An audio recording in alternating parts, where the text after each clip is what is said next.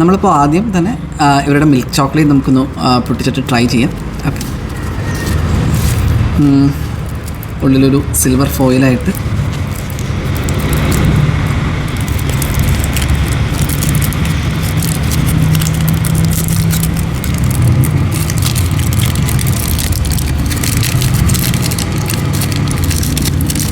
അപ്പോൾ ഇതാണ് milk chocolate.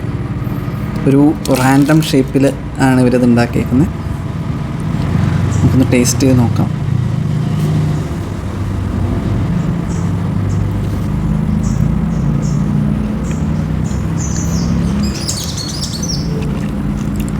നല്ല സ്മൂത്ത് ആൻഡ് സിൽക്കി ടെക്സ്ചറാണ്.